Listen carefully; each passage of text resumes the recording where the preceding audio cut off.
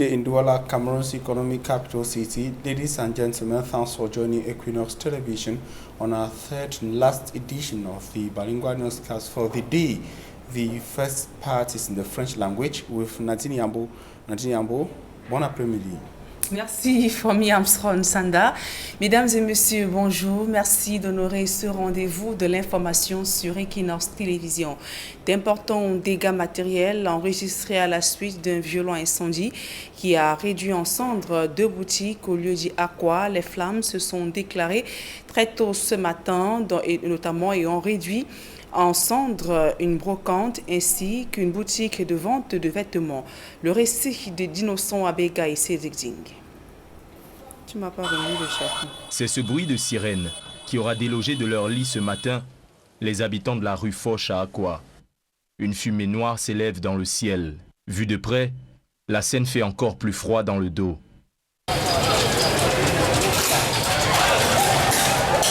Des boutiques ravagées par les flammes sous le regard impuissant des riverains et autres badauds. Alertés par ces derniers, les soldats du feu feront leur arrivée quelques minutes plus tard. Après quasiment 1 heure d'âpres combats menés contre les flammes qui menaçaient de se propager, les pompiers réussiront à les circonscrire. À l'issue de l'intervention des soldats du feu, il ne reste plus rien de la brocante et du prêt-à-porter que quelques planches carbonisées. Selon les témoignages des riverains, le départ des flammes aurait été causé par un court-circuit électrique dû aux installations anarchiques.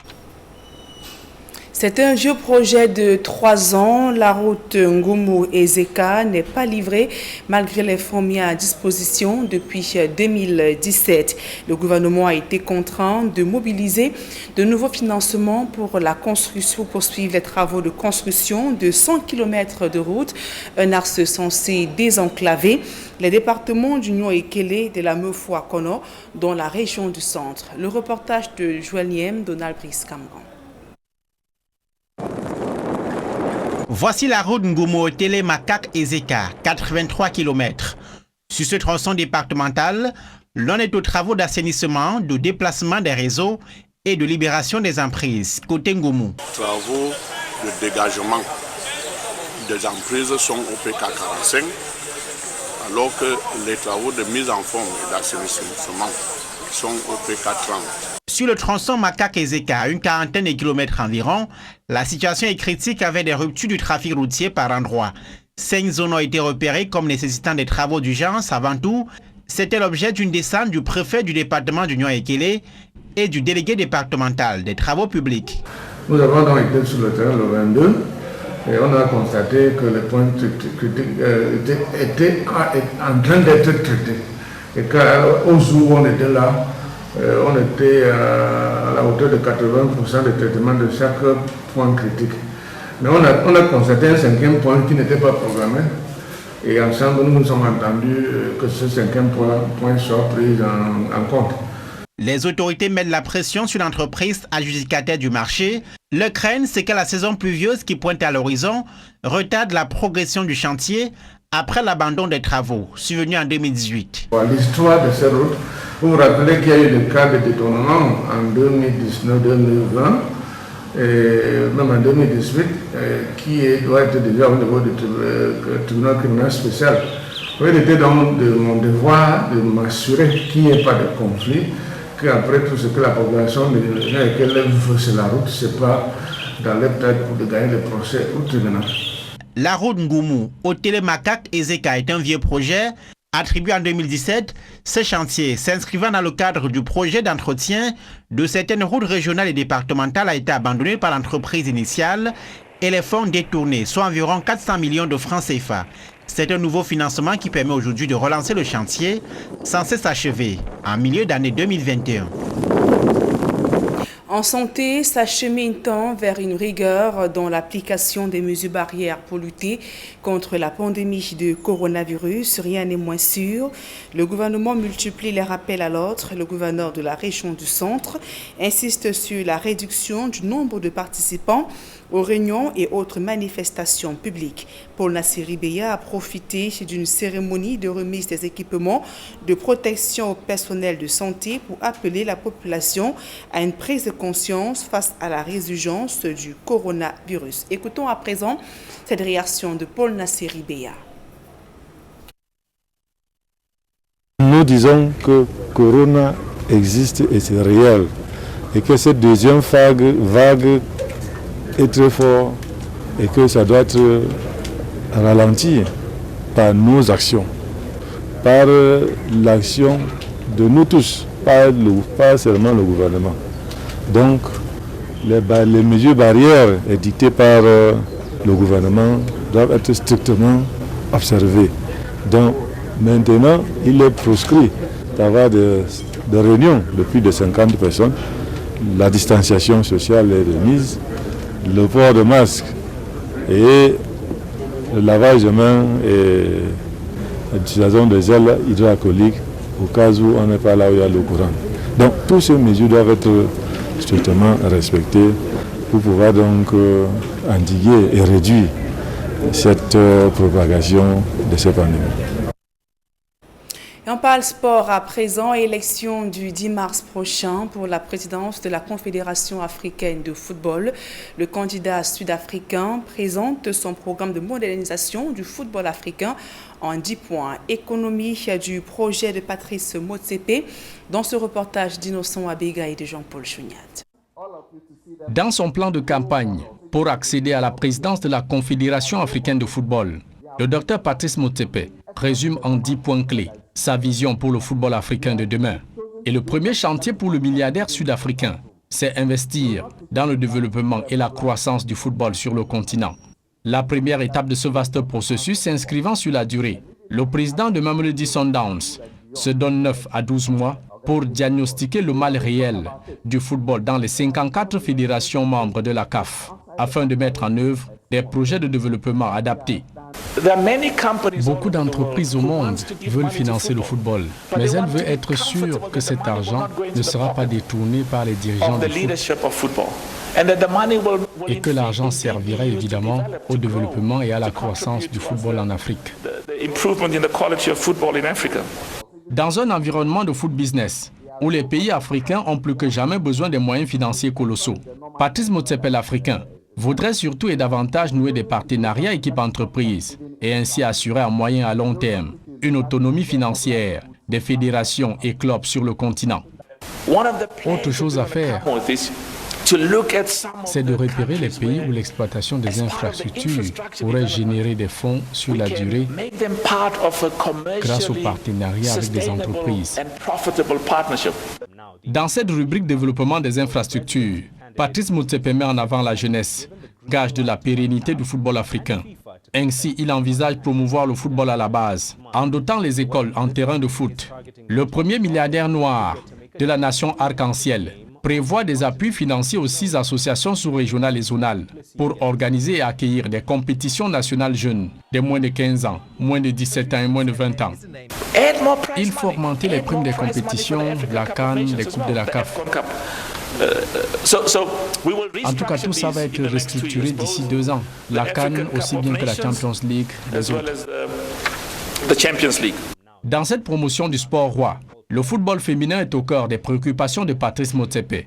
Il compte mener des consultations approfondies avec les parties prenantes pour une évaluation des conditions existantes et engager des réformes. Au point 7 sur l'arbitrage, Motsepe entend mettre un accent sur l'intégrité et le professionnalisme des hommes du sifflet, leur indépendance d'esprit dans la prise des décisions sur le terrain.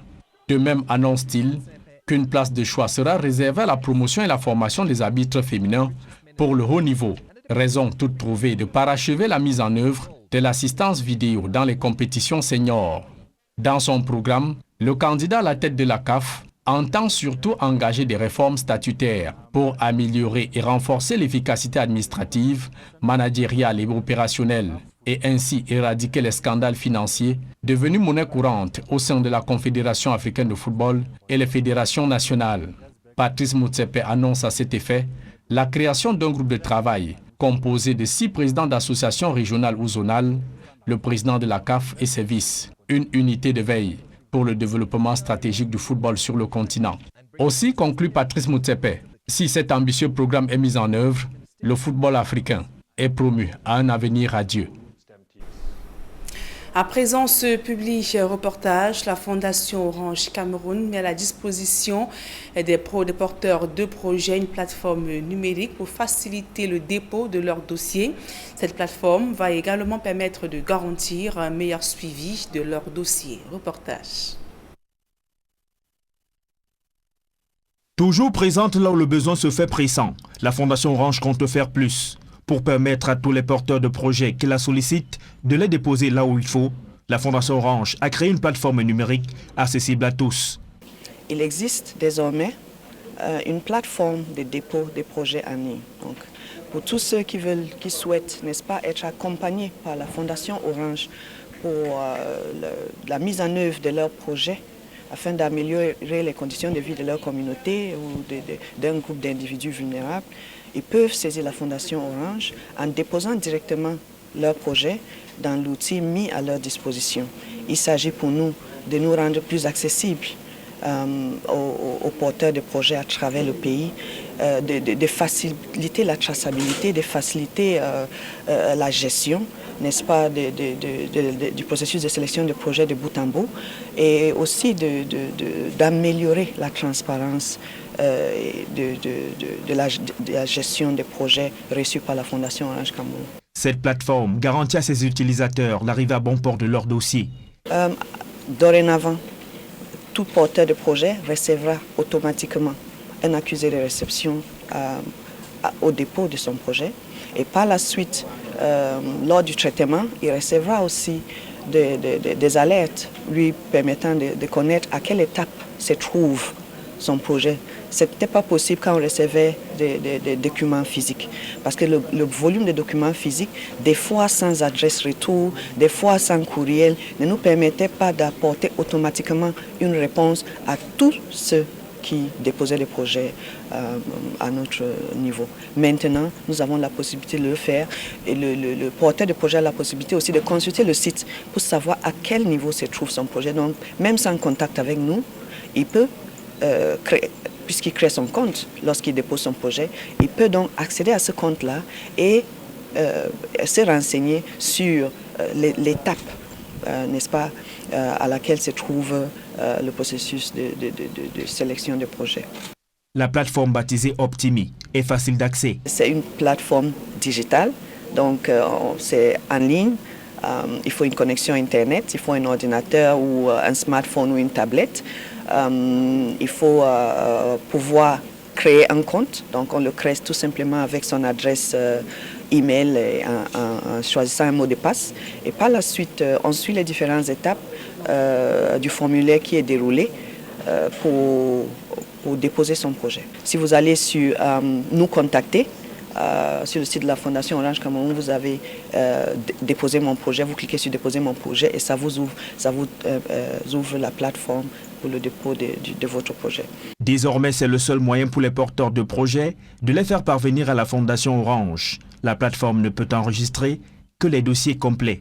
Chaque année, la Fondation Orange finance plusieurs projets dans les domaines de l'éducation, la santé, la culture et bien d'autres. Toujours prompte à voler au secours des couches vulnérables, la Fondation Orange n'hésite pas à faire le tour du Cameroun, même dans les zones les plus enclavées, pour redonner du sourire aux populations. À présent, la deuxième partie de ce journal en langue anglaise avec vous, Fomi Armstrong Sanda. Thanks, Nadine Yambo. Thanks, ladies and gentlemen, for joining us in the second segment of information. We begin on a sad and disturbing note, talking about the fire incident recorded in the early hours of today in Aqua, where an electronic shop and a tailoring workshop have been reduced to nothing in a fire incident few minutes ago at the Jameau Street, popularly known in French as Rue de Jameau in Aqua, Douala. The inferno, whose source remains unknown, began at about 7:45 a.m. today and spread faster before the intervention of the firefighting unit of Ngudi, still in the heart of the economic capital city. The fighters contained the flames from spreading further in a highly congested economic or busy street.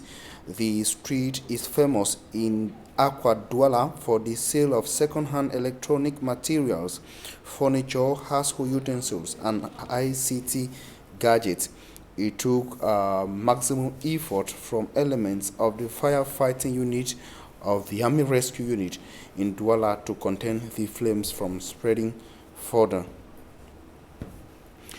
And another shocking and disturbing story is the burning of houses in Nwa, in the Nwa subdivision of the Donga Mountain division of the Northwest region of Cameroon. The images seen there are the latest of the images we are getting from Nwa subdivision, the burning of houses in ethnic clashes that have been ongoing in Nwa subdivision for over 3 weeks now. According to information we had, it was a difficult issue having to get images from that very remote part of the Donga Mountain division of the Northwest region of Cameroon. The houses are believed to have been burned by individuals identified by local elected officials as Fulanis or Fulani people coming from the neighboring Federal Republic of Nigeria.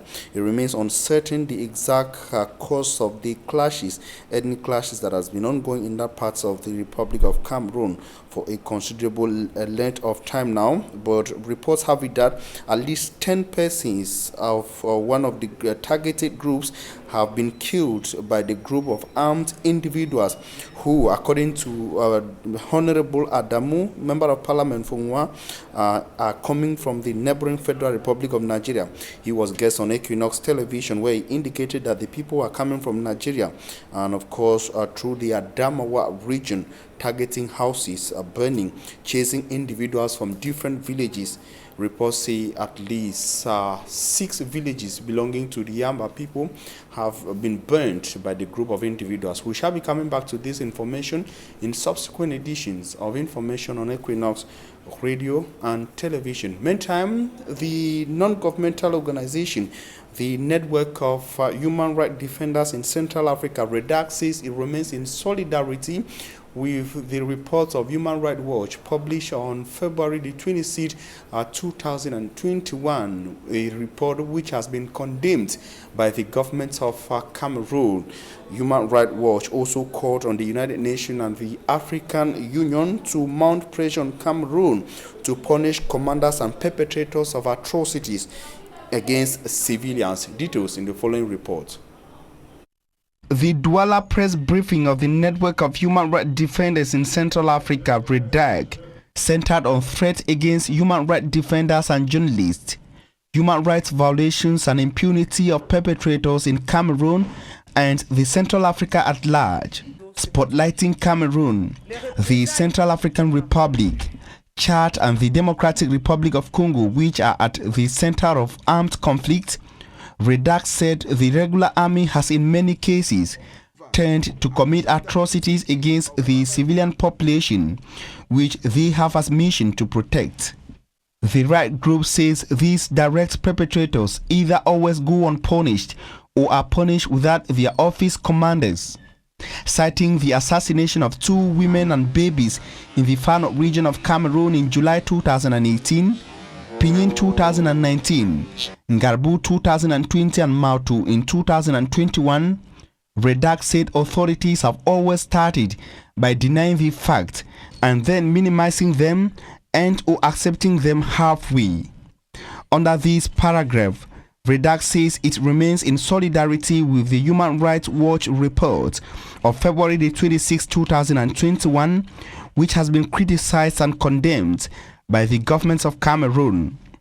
REDAC thinks that such a denial has already been experienced in the past in Cameroon, though it believes that the truth can only be established after an independent and impartial investigation. On the other hand, REDAC says rebel leaders and their fighters saw terror and atrocities on civilians with impunity. Highlighting cases in Cameroon, REDAC cited the assassination of traditional rulers, the Kumba massacre, Florence Ayafo, and Comfort Tumasang. REDAC also regrets that rebel leaders hide behind vulnerable child soldiers and continue to act in impunity. Redac says the trivialization of impunity, especially when it comes to administrative authorities and security forces, is worrying. Redac strongly deplores the attack on journalists and right defenders in these conflict-hit countries and asks that they be allowed to do their job in advancing democracy. Petitioning the African Union Commission on Human and People's Rights, the United Nations, and the United Nations Human Rights Commission, Redac demanded that Cameroon, Chad, the Central African Republic, and the Democratic Republic of Congo should be pressured to put in place an effective mechanism to fight against impunity, especially by reaching out to sponsors. Secondly, Redac wants them to recognize the urgent need to adopt a law on the promotion and protection of human rights in Central Africa. The pressure from Redac is also targeting the upcoming meeting of the African Union Commission on Human and People's Rights in April 2021. And now we talk of something else. The commander of the 5th Military Region and the commander of the 5th Gendarmerie Region have urged elements of the National Defense and Security Forces in Bui Division of the Northwest Region to respect human rights in different offensives and operations against separatist fighters in that part of Cameroon. They were speaking in Kumbu, chief town of the Bui Division, at the end of an operation codenamed Bui 1, an operation that reportedly saw the dismantling of different separatist camps within Bui Division. Mbostela tells us more from Bamenda. At least 12 separatist fighters were killed during an 8-day military operation in Bui Division. According to Colonel Mathieu Chalaleng, team lead of the troops, the 12, including the dreaded Ambazonian General Hassan, were killed when they launched an offensive targeting separatist camps in Yalum, Gepsiba, Verkovi, Oku, Tadum, and Kumbu. Stocks of weapons were recovered, but their biggest cache was the destruction of an arm-producing base and a training center for separatist fighters run by former state forces in Yalum. Le lieutenant Issola de la Brive, qui a conduit la task force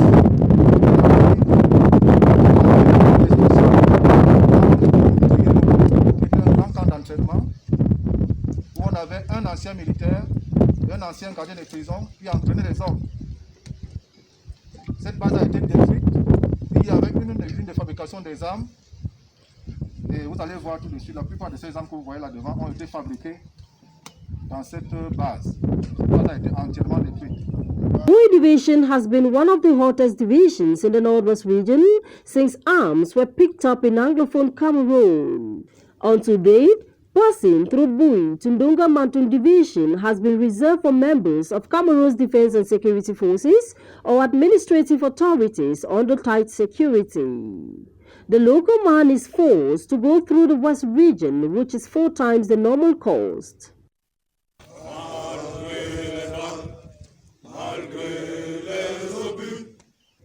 At the start of this operation, codenamed Bui 1, the Cameroon army was the target of an ambush. In all, 3 soldiers were killed and 7 wounded. Making Bui secured for all is what the soldiers term Operation Clean Bui. But several military operations have been greeted with allegations of rights violations. Visiting Generals Cavalier and Ikongwese Divine, commanders of the 5th Joint Military Region and the 5th Gendarmerie Region respectively, while on a control mission to Kumbu, say the operations must continue within the respect of laid down principles. Le combat continue en respectant les droits humains. Vous ne devez pas, il est interdit, des tracasseries, des vols, des viols, etc., etc., tout ce qui ternit l'image des forces de défense et de sécurité. Since the conflict escalated, Fightings between government forces and the non-state armed groups have been intense, displacing hundreds of thousands and thousands killed. But the hope of those who are still alive is to freely move from one division to another and carry out their activities like they used to, even though the past has left them with scars. And the senior divisional officer for the Meme of the Southwest region has urged school officials to punish students who were recently arrested or caught at a place known as Camp Barombi in Kumba. The students were surprisingly discovered or seen by elements of the police forces. They were at that time seen some consuming alcohol and some engaged in some activities which are not good, according to the senior divisional officer. Smart Njikangebe tells us more in the following report. Unannounced assembly at the premises of the senior divisional officer in Kumba. These are all students from different secondary schools in Meme division. They were picked up during a surprise control made by police officers at a waterfall in Barumbi, then ferried to the office of Ntundong Chamberlain. Your parents are spending huge amount of money to pay school fees and so on. Look what you are doing. You, this old man, you are from where? Siango?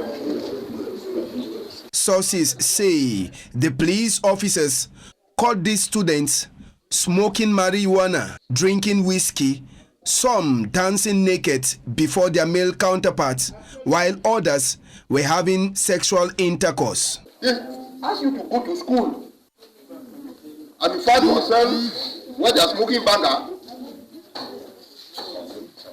They are consuming tramadol, dancing naked, taking alpha 4 and fighters. What's your problem? You don't pity your parents? Eh?